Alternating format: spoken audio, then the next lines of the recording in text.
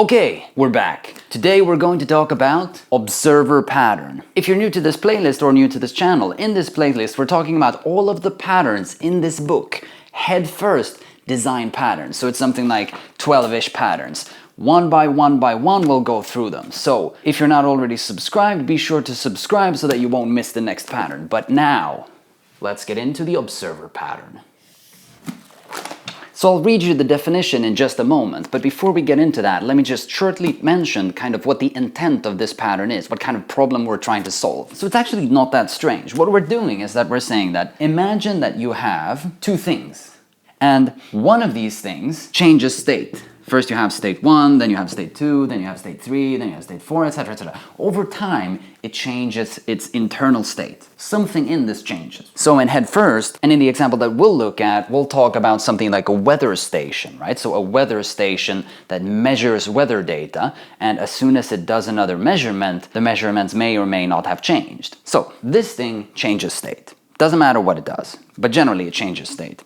And then we have this other thing, and this thing wants to know, for some reason, about the state that this has. And your alarm clocks may be going off and you say that that sounds like introspection, like feature envy, like maybe this object is super concerned about the internals of this object. That's not what we're after here. What we're saying is that this object, for some reason, needs to know whenever this object changes its state. That's not an absurd situation, right? Could totally happen. Think about the weather data example, right? So this is a subscriber. This is some kind of, for example, in this example, display that wants to know when the data here has changed. Think about an RSS feed. This thing is a client, an RSS client, a reader, and it wants to know when a new article has been published. So observer pattern is essentially about push versus pull. So it's about moving from a pull architecture to a push architecture. Now, these words are usually more used in terms of networking architectures and web service and etc. So this is by analogy. But essentially, what would pull be? So this is the subscriber, right? This is the thing that wants to know about the state of this thing.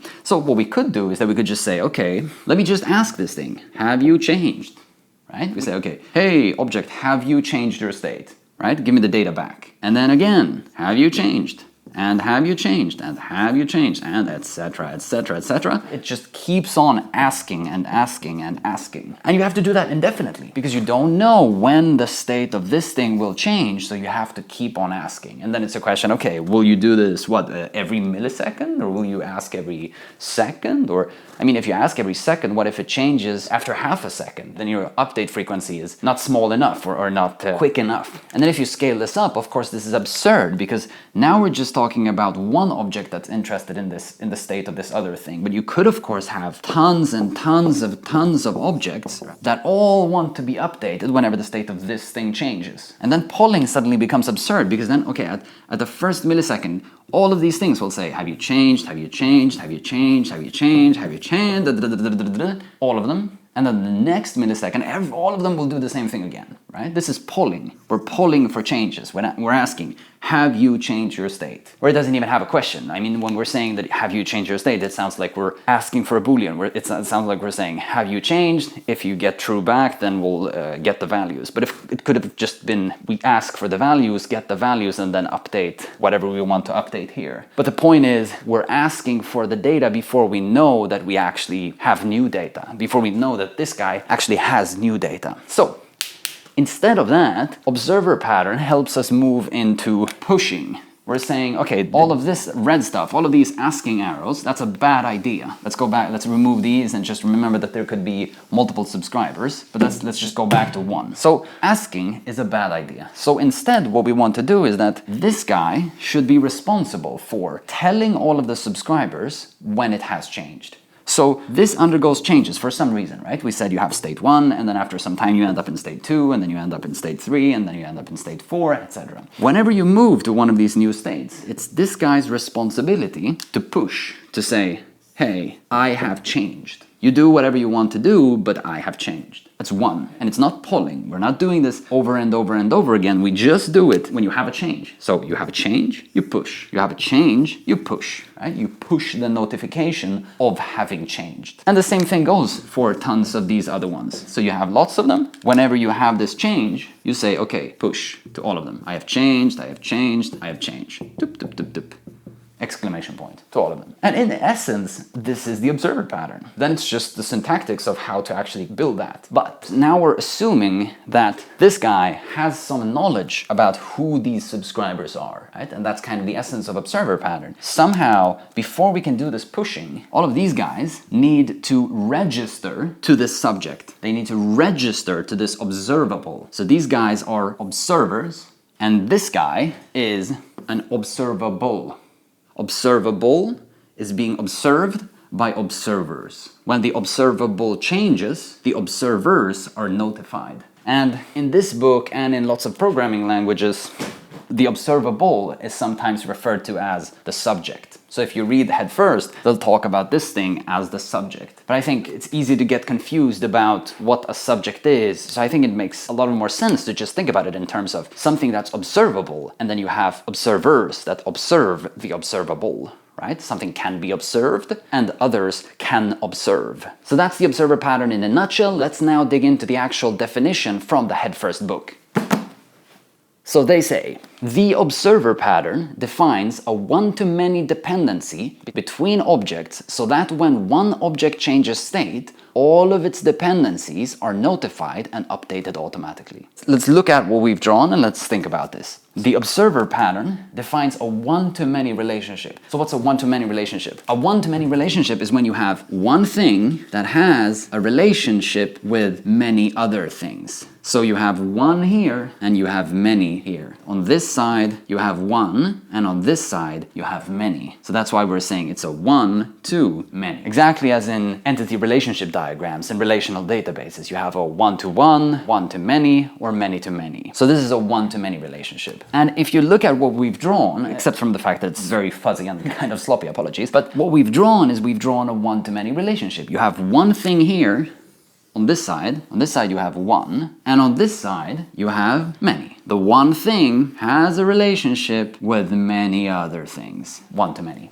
So that's what we're saying. The observer pattern defines a one-to-many dependency between objects, these are objects, so that when one object changes state, not just any object, in this context it's this object, when this object changes state, all of its dependents are notified and updated automatically. All of its dependents are updated and notified automatically. So again, this thing changes state, and all of these guys are notified of the fact that this has changed state. And that's it. It's really not any more strange than that. Let's now dig into the UML diagram.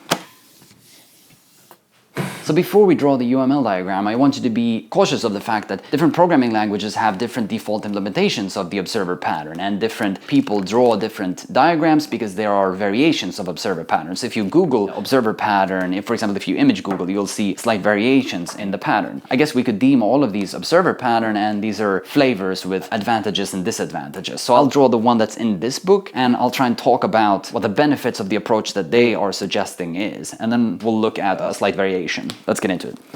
All right, so what we've got is that we've got an I subject. And remember that when I say I in the beginning of the name, it's just to denote that it's an interface. This is by convention, it has no other meaning. The syntax they're using in the book is that they put this note here, interface, to say that it's an interface. But it's quicker for me to just say I subject to denote that what we're talking about here is an interface and not a class. But note here that, as I was saying before, the term they use is I subject. But again, for me it's confusing to remember whether the subject is the observer or the observable. So let's actually rename this from subject at once to I observable, right? This is the thing that can be observed. Step one. Step two, I observer. You have the thing that can be observed, and then you have the thing that can observe. Notice how we're drawing them in the same places. We had the observable here before, and we had all of the observers here before. The thing that can observe and the thing that can be observed. So this is the thing that undergoes changes, and this is the thing something that's interested in the changes that happen. So notice in the definition, it said that the observer pattern defines a one-to-many dependency between objects, a one-to-many dependency. And this is the dependency we have to draw. We have to say that it's a one-to-many dependency between the observable and the observers. Now, just to be entirely clear, there's the aggregation and composition syntax in UML that supposedly can be used to denote a one-to-many relationship. And possibly it's that I haven't fully understood these, but the way I read it, it seems that there are conflicting opinions of how to interpret these. I'll make sure to dig to the bottom of that someday, and we'll talk about that in a specific video. But instead of digging into that thing, let's instead just say, I'll just use this star to denote that this is a one-to-many.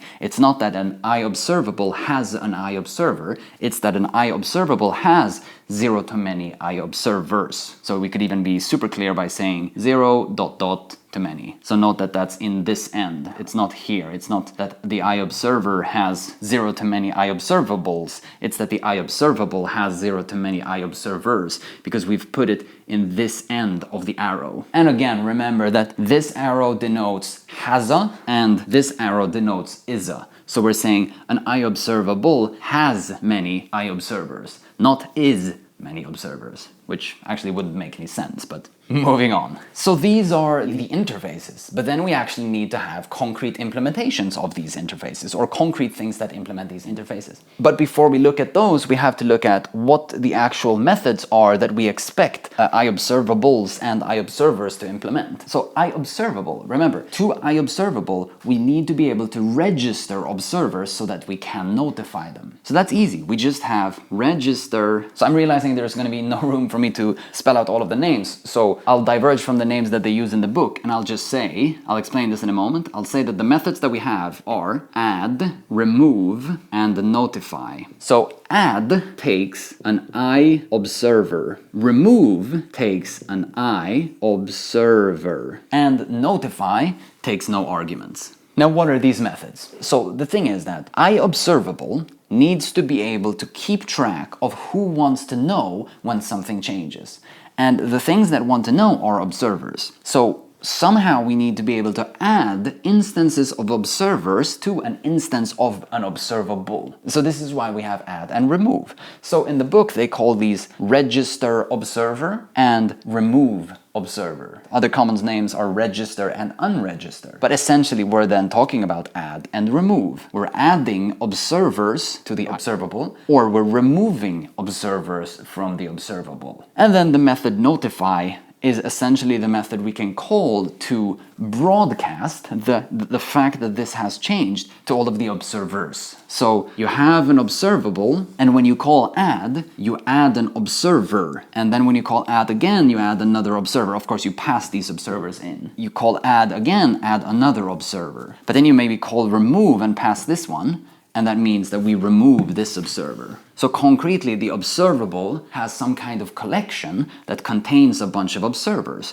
whether that is an array, so we have O1 and O2 and O3, etc., or whether it's a hash or a dictionary, doesn't matter. That's an internal of an implementation of an observable. So this is why we have add and remove. We can add in observers and we can remove observers. And notify, again, is when we do the actual broadcasting. Okay, so these are the interfaces. Let's now talk about the actual implementations of these interfaces, or concretions that implement these interfaces. So we have a concrete observable and we have a concrete observer. What's the relationship here? Perhaps quite obviously, the concrete observer implements the I observer interface. The concrete observable implements the interface I observable. Concrete observer implements I observer. Concrete observable implements I observable. This is a concretion of this interface. This is a concretion of this interface.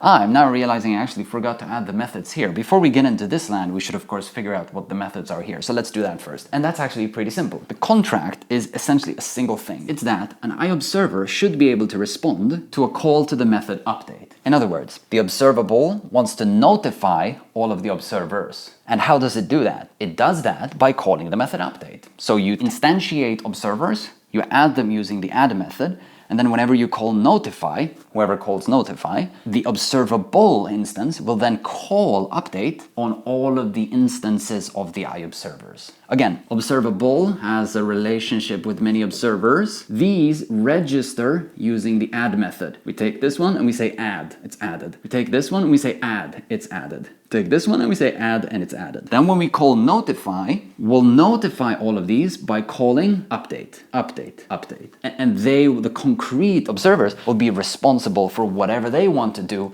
when update is called upon them. Let's move on. So because these are concretions and they implement the interface, we can just copy the signatures of the methods because of course they need to implement these methods. So the concrete observer needs to implement the update method. The concrete observable needs to implement add, remove, and notify. Pardon my crappy handwriting. Same thing as here. I've just sort of taken the signatures and copied them down here. But here we have concretions. Here we just state that this method needs to be implemented and needs to have this signature. This is the contract. And then here we actually need to implement these. But what does concrete observable also have? We'll dig into why this is. But the book suggests two methods. It suggests that you should have getState and setState. I'm going to ignore setState because setState they're essentially only using for this application to do anything sensible. I'm sort of just leaving that unsaid because I want to emphasize that the concrete observable would be concrete in your scenario and could do anything dependent on your scenario, right? So setState is just a placeholder for whatever your observable would do. If it's the collection of articles that we talked about before, maybe it's a method that's called save new article or add new article. Or if it's a chat room, for example, that's actually a good analogy. Observer pattern is very susceptible to chat rooms, or chat rooms are very susceptible to observer pattern, I should rather say. Observer pattern is a very suitable architecture for chat systems. So if you think about it, you have a chat room, right, which is an observable, and then you add in observers to the chat room, and then whenever somebody broadcasts a message, right, whenever somebody sends a message, an observer sends a message, a user sends a message, and they want to broadcast that to everyone, then maybe we save that here, as in we save a message, and then we call notify so that all of the clients that are connected to the chat system can get the latest message that has been broadcasted by one of the users. So this is why I'm saying setState is, again, kind of a placeholder. It totally depends on your scenario. And getState is actually the same thing, but I think we need it here in order to go full circle with this example. But essentially, the dots here you can think of as that the concrete observable does two things. So single responsibility principle people, I'm aware that we're kind of potentially breaking single responsibility principle here, so we'll talk about that some other time. I need to do some thinking and come up with an alternative solution, but if you have an alternative solution, please do shoot that in the comments and we can discuss that. But you can think of it in terms of that the concrete observable actually does two things. It does whatever it usually does, right, which is all of the stuff that we put down here, the dot, the getState and all of that stuff. But then it also does this stuff, which is strictly observer stuff. And of course, now I'm sort of going ahead of myself, but what we could do is that we could move the implementation of these methods into here and make this an abstract class rather than an interface. Because now that we're making it an interface, we're forcing the concrete observable to actually implement these methods. But if it was an abstract class, we could have had baseline implementations here and then let the concrete observable do all of this stuff. But let's stick to the book's example for now. Let's not make it overly complicated, but just be aware that it's potentially a bit shady that we're kind of doing two things. So that's that, and the concrete observer may have other methods, but again, that totally depends on your domain, so let's not dig into that now. So I was saying before that people draw different variations of the observer pattern, and some of the variations that you find on the internet stop here. So the pattern essentially looks like this. But the Head First book, actually, they also introduce this arrow. So a concrete observer has a reference to, has a concrete observable. This, for sure, is what struck me as the most strange thing whenever I'm looking at observer pattern. And it's actually not that strange, and it's actually kind of ingenious. It's kind of smart. But again, more people are confused about this. There's actually a Stack Overflow post that asks, what's the point of this arrow? It's obvious that it causes confusion. It kind of also feels strange, because when we talk about design patterns, we want to increase abstraction, and usually we want to have dependencies between abstract things, not between implementations. We want to have have dependencies between interfaces and not between concretions. But here we actually have a concretion that have a relationship with another concretion. This concretion has a of this concretion. And then the question is why? So the thing is this. The idea is that when you instantiate a concrete observer, through the constructor, you pass a concrete observable. Through the constructor, when you create an observer, you pass the thing that you want to observe. So it kind of goes two ways. So the observer is passed into an observable via the add method. A concrete observer instance is added as somebody who's subscribing to changes, right? So somebody who's subscribing to changes on the concrete observable. But what we also do is that we take the observable and pass it into the concrete observer upon construction of the concrete observer. We'll look at this in code. But the point of this is that when we do that, that means that the concrete observer has a reference to the concrete observable that it's observing. And if it has that, when we then call update, we don't have to pass anything here in the update method. Because if you think about that, the update method, if it has no arguments, then we're just saying that you were interested in knowing when this thing changed, right? You said, register me as an observer, I want to be able to know when that thing changes. But if we're not passing anything here, how would you know what has changed? Or how would you know what to read? How would you get the information? You would just know, it's changed, but what has changed? Or how can I read information from it? So that's the point of this arrow. So when we're saying new concrete observer, we pass in an instance of the observable that we want to observe, right? And that's not registering us as an observer. It's not registering us, right? Because registering happens through this method. But what this does is that it allows us to access the concrete observer that has been updated whenever we need to read the updated information. We'll get back to this. So let's flip this over and let's look at a concrete example. So I actually think that the example from the Head First book is really good, so we'll just strictly look at that example, perhaps with some minor adaptations. Let me just also briefly remind you that I'm always putting links to the books that I'm talking about in the description. So if you get the book, please feel free to use the affiliate link that I put in the description, because then I get a kickback and that helps massively. Moving on, thank you very much. So let me start by quickly drawing back these two interfaces that we had. So we had iObservable and iObserver. And observer has the method update, and observable has the methods add, remove, and notify. Add takes an iObserver, and remove takes an iObserver, and notify takes no arguments. And that's it for the iObservable. Let's move to the concretions. Now, before we move to the concretions, we have to understand the scenario. So the scenario that they're talking about is that they're saying, hypothetically, let's say that you have some kind of weather station. And this weather station receives updates by sensors that they have in the... Let's actually say that. I mean, maybe it's a weather station that observes the weather. Right? That's actually probably what it is, because they have temperature, humidity, and pressure. So something like that. You have a weather station, it has sensors, and it observes the environment. And through observing the environment, it updates its own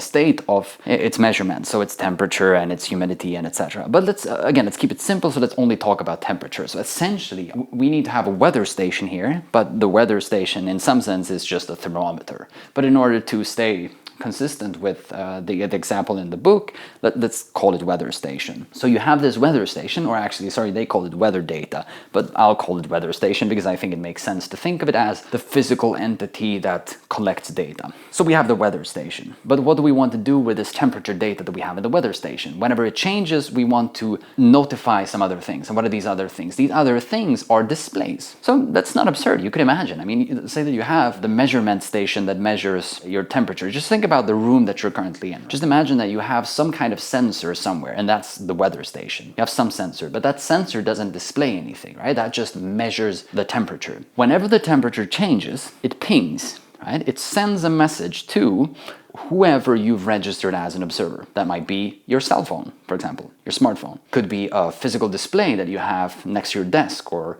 wherever you're watching this. Or a thing that you have in your window, or whatever. Essentially, the point is that you have a bunch of what the book calls displays. The display could be your cell phone or a physical display. Let's just think about these two, right? Let's think of the smartphone and the physical display. So these two displays are the observers. They want to observe the observable and the observable is the weather station. So let's draw this up. We have the weather station, which essentially is the glorified thermometer. It's the sensor. And then you have a bunch of displays. There could be many, but we'll stick to the two. So we have the smartphone. Actually, let me just say phone to save space. So we have the phone display, and we have another one which is the physical display. Actually, a phone is physical as well, so that's kind of funny. Let's just say, I mean, this is silly, sorry, but let's just say window display. Perhaps we could have called it LCD display or something essentially that you stick to the window, right? So it's not a smart device like this is. This maybe has a lot of other functions, this doesn't. I mean, this is just metaphorically, so it doesn't matter. We have these two displays. So let's figure out the relationships now. The weather station, as we were saying before, is a observable, or because it's an interface, implements the iObservable interface. The weather station is an iObservable. The phone display and the window display implement the observer interface. They are observers. They register to the observable weather station, and when the weather station changes, these displays get notified. So that means that if weather station implements the iObservable, we need to add the add method, the remove method, and the notify method. Notify doesn't take arguments, remove takes an iObserver, and add takes an iObserver. Pardon my sloppy handwriting.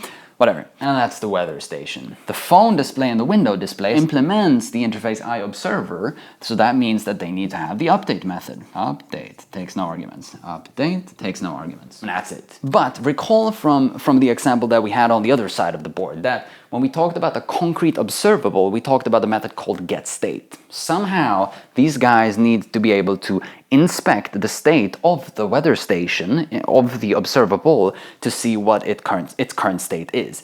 And here we actually, that's why I was saying it's a placeholder, because it's a concrete weather station. It makes no sense to say get data. If we're interested in temperature, we could just say get temperature. So that's a method on the weather station. So in other words, whoever has access to an instance of a weather station can ask the weather station what its temperature is. It's a thermometer, it's a sensor, and you can ask the sensor, what's your latest reading for the temperature right now? Makes sense. And again, then they have some more cruft, but we'll skip that. And of course, what we forgot is that the observable needs to has a observer. And this is 0 to many. An observable has 0 to many observers. You can have many observers observing the observable. And while this isn't really necessary to show the sort of structure of the pattern, what they put in this example is another interface, and that actually makes a lot of sense if you want to make the program actually do anything useful. So what they have is that they have an interface called iDisplay, and essentially these two displays implement the iDisplay interface. Sorry for the jumping arrow here. But again, this doesn't matter in terms of the observer pattern. It's just that this is a way they're doing it to say that these displays actually should have a display method as well. So when you call update on these, the internals of the displays are changed, but you're not actually displaying anything. So you have to call display on these particular displays in order to actually display anything. Again, not necessary for the pattern. But what's interesting with this is perhaps the reflection that this was possible because we used interfaces rather than inheritance. Remember, we said before that iObservable, we could have constructed that as an abstract class and then inherit from that. And we could have done the same thing with iObserver. We could make that an abstract class and then inherit from that.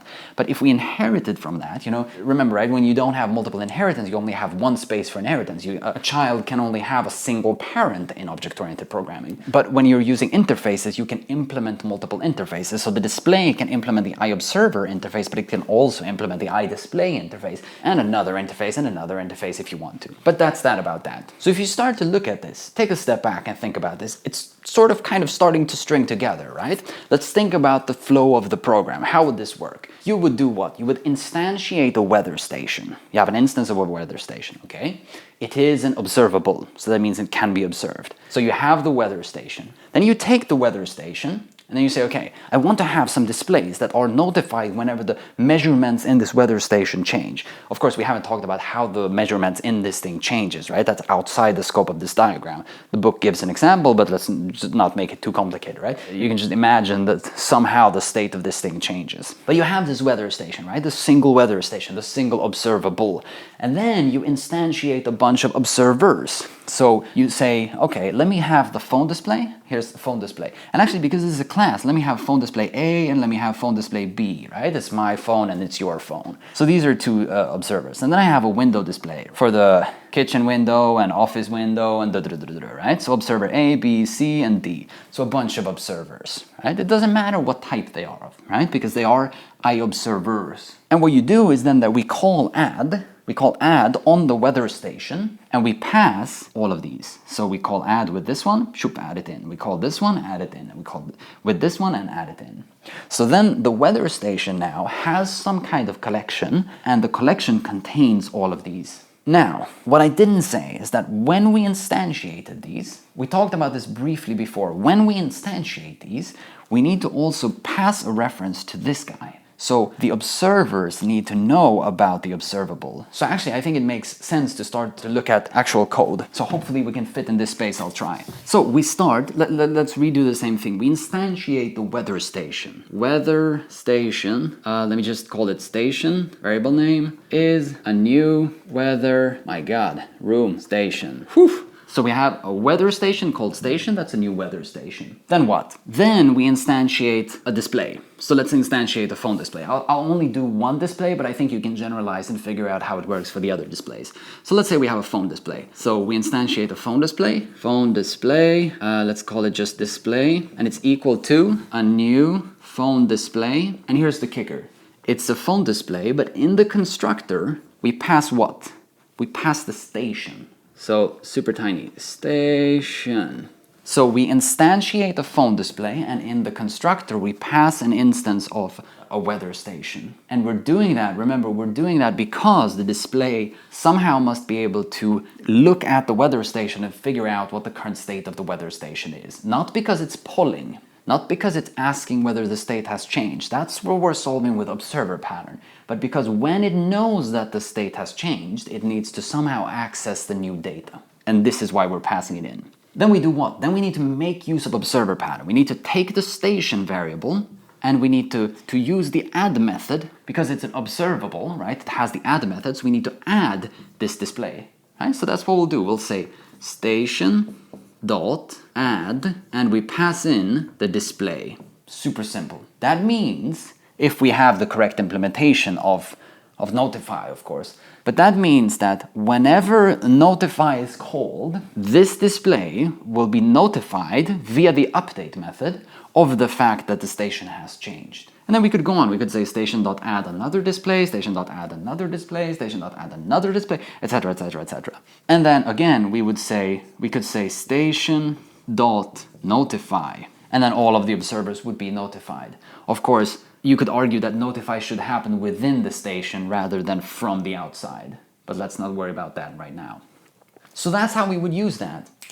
Let's super quickly look at a short code example that does exactly what we've done here. We'll remove the display interface and the display methods just to sort of keep things small so that we can actually fit on this whiteboard. But let's jump into the code. So let's start off with the interfaces. So we've got an interface. So I'm using C#-like syntax. So we've got an interface called iObservable or subject in the book. And it essentially just states that you need to have the add method, which takes an iObserver, and you need to have the remove method that takes an iObserver. And depending on your scenario, of course, you might not even need the remove method. We're just trying to be exhaustive here. And then you need the notify method, and that takes no arguments. That's the interface iObservable. And then you need to have another interface for the observer. So we used to call that the iObserver. And that thing essentially just has an update method. So we have the iObservable interface and we have the iObserver interface. Then we had what? Then we had the weather station and we had the two displays. So let's first build the weather station. The weather station implements the iObservable interface. So let me switch colors. So we have a class called the weather station and it implements iObservable. It implements the interface iObservable. And we'll add those methods, but let's first do the next class. So let's only do the phone display, and then I think you can figure out that the window display or whatever other display you want to produce is essentially the same thing. So then we would have another class, a class called a phone display, which implements iObserver. And again, here you can add multiple interfaces because, as we were saying before, in their example, they also implement iDisplay. So let's start with the implementation of the weather station. The weather station needs to do add, remove, notify, and as we saw before, we also have the getTemperature method that's specific to the weather station and has nothing to do with observables in general. So I'm probably not going to be able to fit this on the whiteboard, so I'll have to use some heavy pseudocode, so hang with me. It's really simple actually. So the add method, let's say public void add, takes an iObserver, let's call it O, sorry, bad variable names, never do bad variable names, this is just the example. And the implementation of that method is that we add it to some list that we have in this class. So let's say that we have a list, we say this dot observers, right? Let's imagine in this class I have a list of observers. This dot observers dot add, and I add this O that it was passed in, right? So the weather station has a method called add, and the method add gets an argument. When you call the method add, you call it with an argument, and that argument is an observer, and that observer instance, that observer object, you then add to a list that you have inside of this class of observers. And that's how we keep track of the observers. And that's how the observable keeps track of the observers that are observing this particular observable. So of course, that means that we also need to have the list here. So again, for the sake of space, I'll skip that, but here you would have to define that we have a list of observers. I think you can figure that out. And that's the implementation of add. And then remove is essentially the inverse of this. So I won't do remove, right? But remove essentially just say, okay, this dot observers dot remove this particular observer that I was passed in. So it's a collection. The weather station is a collection of observers. You can pass in observers that you add to the list, and then you can call remove to remove observers from the list, or rather more generally the collection. But more interestingly, we have the notify method. And the notify method is really simple. What we do is essentially, let's just say public void notify. So sorry, here I used lowercase and here I used uppercase, but you'll figure it out, apologies. Notify takes no arguments. And what's the implementation of notify? The implementation of notify is that we say for each iObserver, let's call it O, in my list of observers in this dot observers, for each of these observers, do what? O, the observer, dot update. Because each observer has a method called update. And that's how we notify. So when you call notify, let me close this curly brace. When you call notify on the weather station, you iterate over all of the observers in the collection this.observers, in the collection observers that we defined here in the weather station. So the weather station has a collection of observers. You iterate over the collection of observers and then you call update on each of those observers. And this is the heart of the observer pattern. If you get that, you get the observer pattern. And of course, we talked before about how the weather station needs to have some method that makes it possible to access the data that's in there. So we also need to have, let's say that the temperature is returned as an integer. So we have a method public int get temperature. And we haven't built that. We would need to define an instance variable here that holds the temperature or something like that. So let's assume that we have that, or let's pretend that we have that. Then I would say something like return this dot temperature, right? So when you call get temperature, you get an int back, which corresponds to the temperature of the weather station at that particular time. Let's close this curly braces. So that's essentially the implementation of the weather station. And then what's the implementation of the displays? Well, the displays essentially need to have the update method. But the crux is, remember that we've talked before about that constructor. So now we need to actually build that constructor. So let's build a constructor of the phone display. So let's say public phone display, and here's the key. It takes an argument. And that argument is of what type? It is of type weather station. So it takes a concrete weather station. And again, I mean, don't freak out about coupling to concretions. There's probably a better way to do this. Yes, let's dig into that some other time. But coupling to the concretion weather station here is less bad than if we would have coupled to the concretion weather station here. Because at least then you have an abstract ancestor up here that isn't coupled to the concept of weather station. But when we have a concrete phone display, that's suddenly a phone display for weather stations. So it's not really, to me, it doesn't really feel that bad that we're coupling to a concrete weather station, right? Because you can think of it in terms of the semantics, right? You can think about how a phone display isn't a display that displays anything, right? In this particular scenario, we're modeling a display that displays weather station data, and thus it can couple to the concretion weather station. If we want to model a display that can display anything, we need to increase abstraction and get rid of the weather station. But that's not relevant for this example, so let's move on. So we pass in the weather station, let me call the variable name station, and I'll open the constructor. And what's the implementation of the constructor? Essentially, we'll just save this parameter that we were passed in. So we say this dot weather station, actually, to save space, let's say this dot station is equal to the station that we passed in. And it's important to realize that what we're doing is that we're setting the variable, the value that we've passed in through the constructor as this value. We're taking that value and setting it to a variable that we have in the scope of this class, in the scope of this instance. So we have an instance variable here called of type weather station. Man, this is totally messy, I apologize for that. We have an instance variable here called weather station. So it's that variable that we're setting when we're passing this in here. If that doesn't make any sense to you, please be sure to check out my previous video on strategy pattern where I make that more clear. But we're essentially passing something in, dependency injection through the constructor, and then setting that on the instance level. So now that we have that station, what's next? Well, then what's next is to implement the update method. So let's implement the update method. So the update method says, okay, we have a public void update, takes no arguments. And what's the implementation? Think about when update is called. Update is called here. Update is called whenever the weather station wants to notify all of the observers. When somebody calls notify on the weather station, all of the displays, their update methods are called. The update method of all of the displays is called. So this update method is called whenever there is an update. It's essentially called whenever something has happened in the weather station that somebody has deemed important enough to update. And here's the thing that we talked about before. If we didn't pass in the station to the constructor, if we didn't do that, what would we do here? We would know, aha, okay, the weather station has some new data, I know that. But what am I going to do with that data? Because I can't access that data. So because we passed in the station through the constructor, we can now actually access that and say, okay, this dot station, not this station that we passed in through the constructor, but the one that we saved on the instance level, the one that we saved into the instance. So we have access to that station, and then we can say this dot station dot get temperature.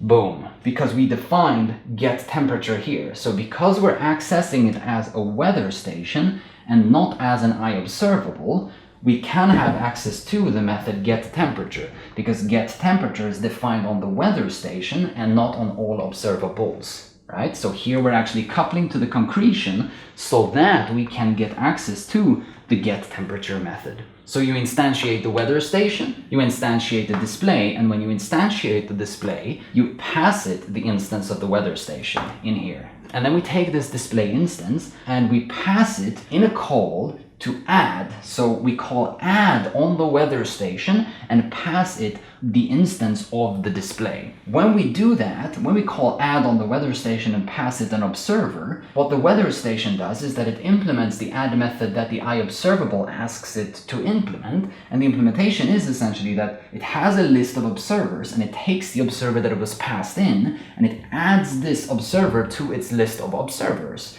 And semantically, why it does that is that because it wants to be able to notify that observer whenever something changes. And then at some point later, something changes, right? We haven't covered how or why something would change, but essentially we have the notify method. So regardless of whether the weather station itself calls the notify method or whether somebody else calls the notify method, when the notify method is called, what the weather station does is that it for each, it loops through, it iterates through its collection of observers, the observers that it has in this dot observers. And this collection is the one contains the observer that we passed in before because we call the add method and we added in that observer. So we have this list of observers and we iterate through that list of observers, and for each of the observers we say dot update.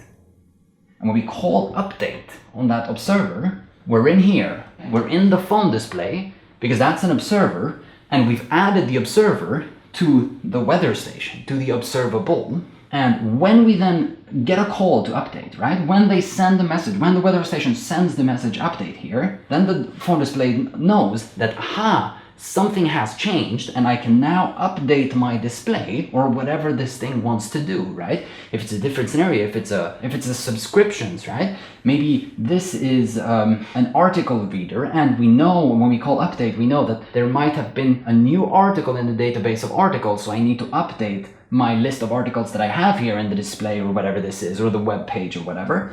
When I get that call to update, I know that something has happened and I need to react to this, right? Because that's why I subscribed, because I wanted to be able to react to this. And how I get information from the weather station is through the reference that I have in this .station, because when I created the display, I passed in a weather station, a concrete weather station. I passed it in through the constructor and saved that as an instance variable. And now I can access that instance variable and call whatever methods I need, such as get temperature, in order to do whatever is relevant to do in this scenario.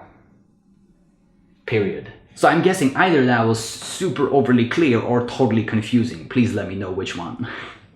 Before we wrap this up, let's get back to the UML diagram. So hopefully now this diagram makes 1000% sense. Let's look at it.